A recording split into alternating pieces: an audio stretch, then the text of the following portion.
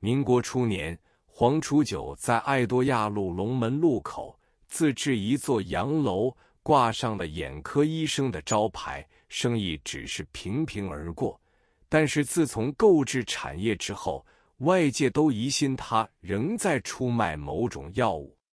黄楚九此人脑筋极好，无时无刻不动脑筋，而且懂得揣摩病家的心理，这也是他的特长之处。黄楚九稍有成就之后，就创办了一间药房，上海有大规模的西药房，他是首创第一人，出品野罗补脑水。由于广告登得大，说是西人野罗医生发明的，生意好得很，而且销行到全国各地。恰巧那时节有一个葡萄牙医生，名字也叫野罗，诊务本来很好，上海人称他为西洋医生。他认为黄楚九影射他的名字，因而对皇室提起诉讼。讼案发生之后，皇室的辩护是这种药乃黄医生发明的，黄字译成英文即是野罗，因此判决无罪。这件事情发生，上海人为之哗然，华头之名自此轰传全沪。后来他又创办了第二家西药房，成为上海西药业中的怪杰。早年他认识一位地产业巨子，叫做金润三，两人交往很密，就在大马路大新街中心合办了一个楼外楼游乐场，实际上范围很小，不过是一个屋顶花园，只有3个小型剧场。但是因为在顶楼，客人入场要坐电梯直上，那是电梯发明未久，好多人从未搭过，因此很多人被他们吸引了去，赚了很多钱。金润三见了这种情况，认为游乐事业大有前途，在和黄楚九在楼外楼附近合开了一家戏馆，准备抗衡南市的新舞台，所以名为新兴舞台。那时节，别家戏院有个武丑杨思立演到魂灵，在戏台上能翻4只高台，颇为叫座。黄楚九脑筋一动，就到北京请到了60多岁的灵界大王谭鑫培到上海来演唱，借以竞争。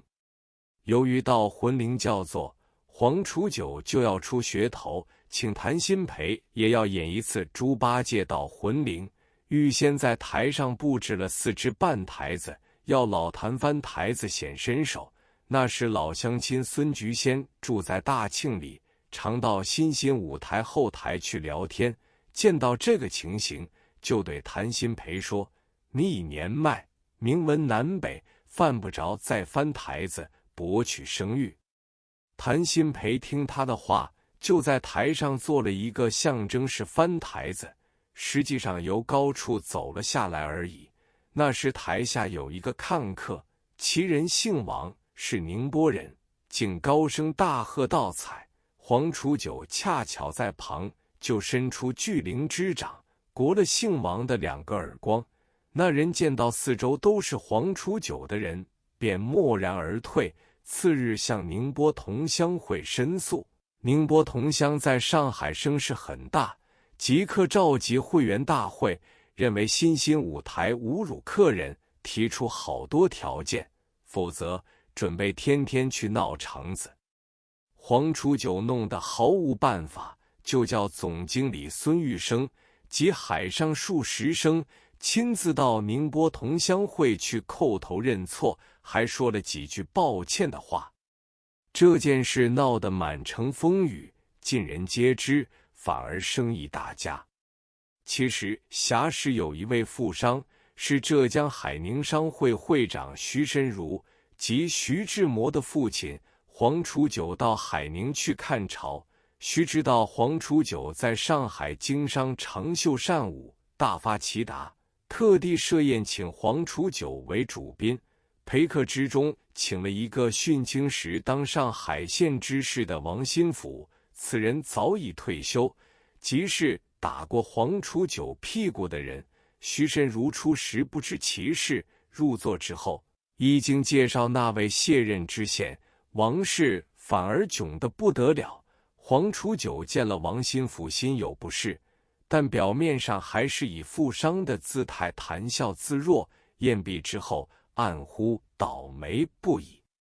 京润三的太太京汪国珍，人称京大娘娘，胞弟京营三都拥有巨资和地产。他们和黄楚九扩大组织，在南京路西藏路口合伙经营新世界游乐场，规模更大，内部有10多个剧场，百戏杂陈，令人目不暇接。入场券每客小洋2角，游客日夜不断，常常挤得人山人海，水泄不通，成为租界上居民的一个大众娱乐场。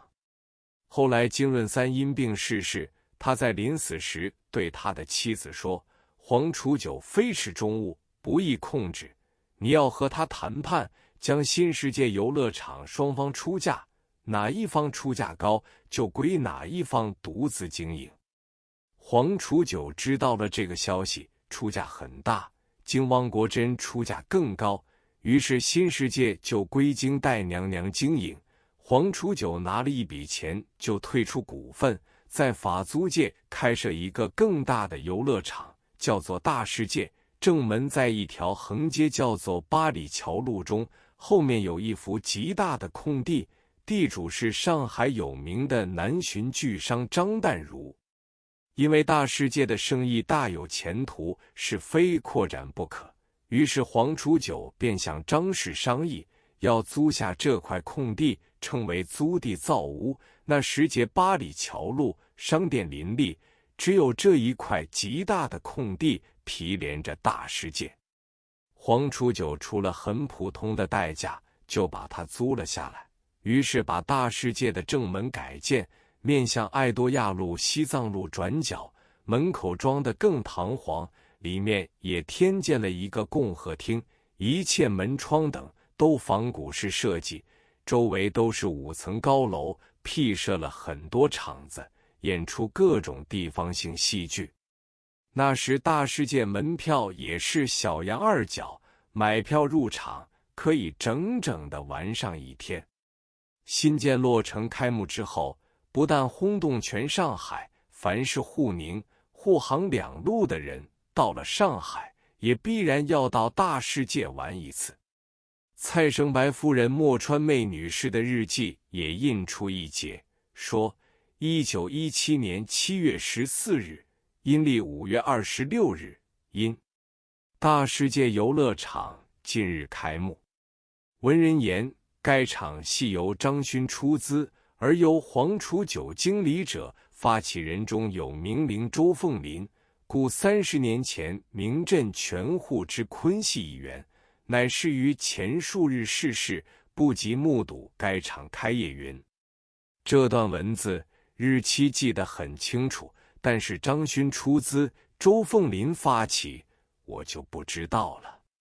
黄楚九办大世界有了很大的成就之后，就什么生意都想做，又在大世界外边铺面开了一家福昌烟草公司，出品小南牌香烟，帮他设计的人就是后来的影戏大王张闪坤。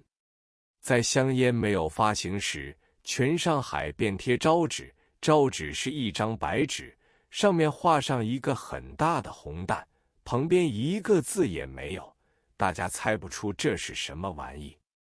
接着红蛋招纸之后几天，又改贴一个小孩子的招纸，又过几天，第3张招纸才登出小南牌香烟问世，奉送红蛋。后来又用同样手法，到处贴出一个口字，最后人家才知道他们出品的一种翠鸟牌香烟，烟叶是烤制过的。不过福昌烟公司的香烟如红玫瑰、至尊牌等，始终没有十分风行。